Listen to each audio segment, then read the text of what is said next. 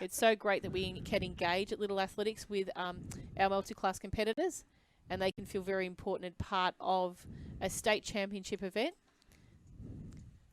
And it does look they're off and racing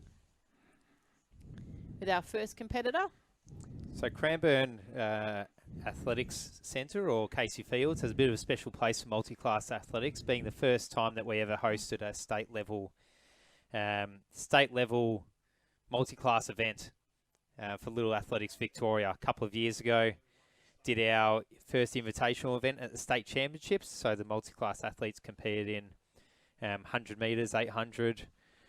It was discus and long jump. Following year was at Lakeside Stadium, and now that's first time that we've ever had relays for multi-class athletes at this state championship. So the multi-class program in Little Athletics is progressing very nicely, and something that hopefully things like this we can build on into the future.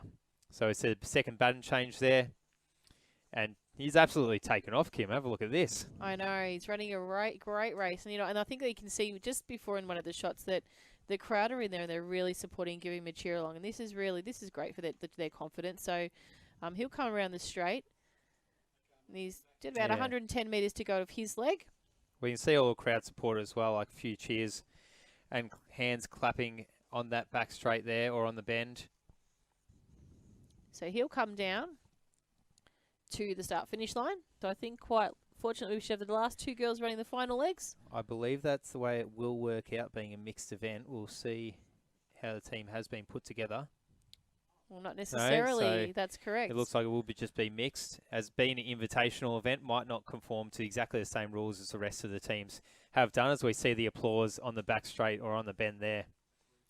Now we can see, as we mentioned earlier, with the multi-class, multi-class is multi-classification, which means different abilities, different categories of ability for these athletes. So when they're actually in a competition, not a relay necessarily, say a 100-metre event, they will all compete and they will get a score or a percentage score based on their ability or their category.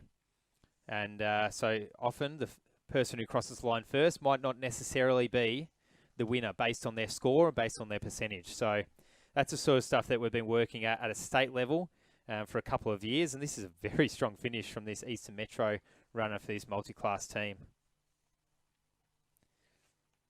So essentially what that means, you could have an athlete in a wheelchair competing against an athlete with cerebral palsy, and one crosses the line first and the other might end up winning on the results sheet. So it allows lots of athletes to compete in the same race or the same events together as they cross the line. The first ever multi-class event at a state Little Athletics Relay Championships, Kim.